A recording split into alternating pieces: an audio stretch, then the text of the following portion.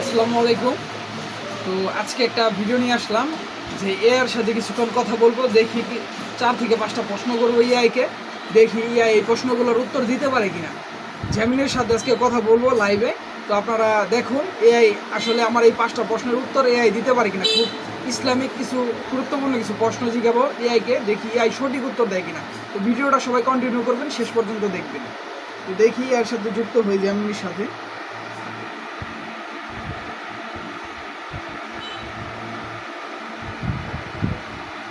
High Gemini, তুমি কি আছো? আমি ভালো আছি, ধন্যবাদ। আপনি কেমন আছেন? তো আজকে তোমাকে 5টা প্রশ্ন করব, দেখি তুমি উত্তর দিতে পারো কিনা। অবশ্যই, আমি আপনার প্রশ্নগুলোর উত্তর দিতে প্রস্তুত। তো প্রথম প্রশ্ন হচ্ছে, ঠিক আছে, আমি প্রস্তুত। আপনার প্রথম প্রশ্নটি কি? এমন কোন গ্রন্থ বা এমন কোন বই যে পৃথিবীতে এখন পর্যন্ত কোনো পরিবর্তন হয় নাই? এটার উত্তর কি হবে তুমি বলো। আচ্ছা, এটা বেশ মজার প্রশ্ন। এর উত্তর হলো পবিত্র কোরআন।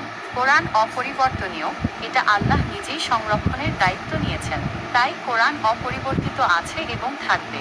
আপনার কি কোরআন সম্পর্কে আরও কিছু জানার আছে?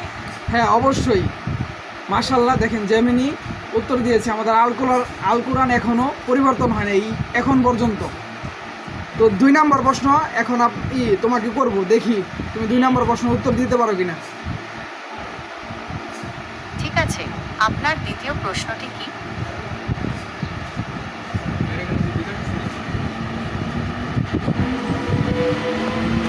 পৃথিবীর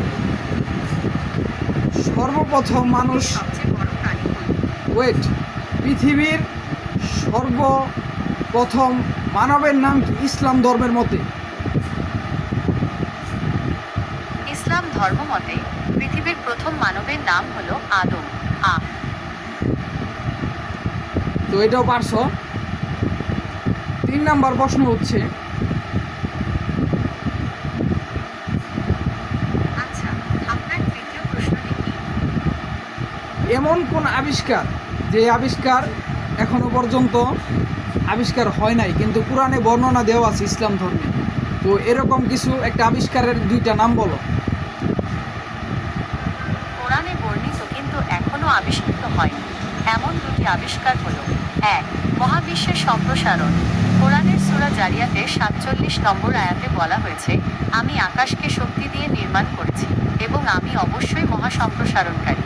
আধুনিক বিজ্ঞানও মহাবিশ্বের সম্প্রসারণের কথা বলে। 2. সমুদ্রের তলদেশে অন্ধকার। সূরা নূরের 40 নম্বর।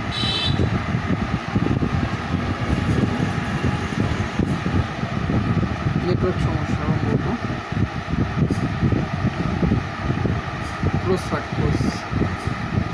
হে জেমিনি, তুমি কি আছো?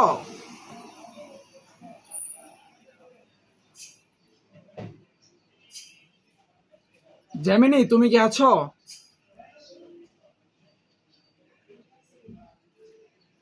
আচ্ছা, আপনার পঞ্চম প্রশ্নটি কি?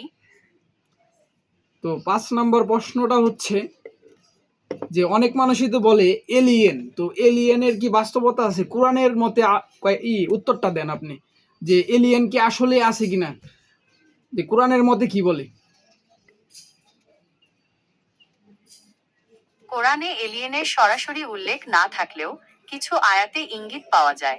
যেমন সূরা আশ-শূরার 29 নম্বর আয়াতে বলা হয়েছে, তার অন্যতম নিদর্শন নভমণ্ডল ও ভূমণ্ডলের সৃষ্টি এবং এ দুয়ের মধ্যে তিনি যেসব জীবজন্তু ছড়িয়ে দিয়েছেন। এই আয়াত থেকে বোঝা যায়, পৃথিবীতে প্রাণের অস্তিত্ব থাকলে মহাবিশ্বের অন্য কোথাও প্রাণের অস্তিত্ব থাকা অসম্ভব নয়।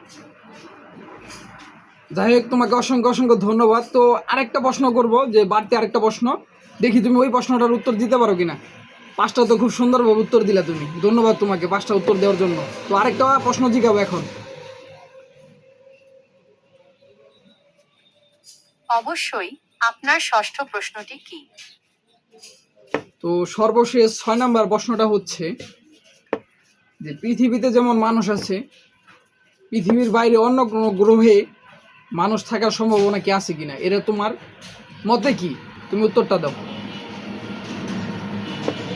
কোরআনের সূরা সূরার 29 নম্বর আয়াতে বলা হয়েছে, তার অন্যতম নিদর্শন নভমণ্ডল ও ভূমণ্ডলের সৃষ্টি এবং এ দুয়ের মধ্যে তিনি যেসব জীবজন্তু ছড়িয়ে দিয়েছেন।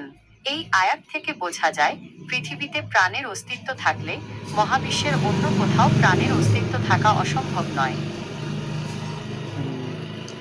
ঠিক আছে জ্যামিনি, তোমাকে অসংখ্য ধন্যবাদ আমাদের উত্তর দেওয়ার জন্য, এতক্ষণ আমাদের সাথে থাকার জন্য। আপনাকেও ধন্যবাদ। আশা করি আপনার সাথে আবার কথা হবে। ঠিক আছে, আল্লাহ হাফিজ। ভালো থেকো জ্যামিনি। আল্লাহ হাফেজ। আপনার দিনটি শুভ হোক। তো এতক্ষণ আপনারা এআই এর কাছ থেকে জ্যামিনির সাথে আমি কিছুক্ষণ কথা বলবো, এর সাথে কথা বললাম, সেই কথাগুলো আপনারা শুনলেন। তো আশা করতেছি আজকে অনেক 5টা গুরুত্বপূর্ণ কিছু জানতে পারলেন, 5টা প্রশ্নের উত্তর জানতে পারলেন। তো আজকে প্রথম তো ভিডিও, আসলে কোন কোন বিষয় নিয়ে কোন কোন প্রশ্ন নিয়ে কথা বলবো, জ্যামিনির সাথে বিষয়টা হুট করে মাথায় যেগুলো প্রশ্ন আইতেছিল সেগুলো ওই জেমিনিকে প্রশ্ন করে দিচ্ছিলাম। তো আপনারা কমেন্টস করেন, কোনো নতুন কিছু জানার জন্য হলে ভিডিওটা আরও সুন্দরভাবে করে এর পরবর্তীতে ভিডিও একটা বানিয়ে আপনাদের মাঝে ছাড়বো। তো ততক্ষণ পর্যন্ত সবাই ভালো থাকবেন, ভিডিওটা সবাই শেয়ার করে দিবেন। দেখেন।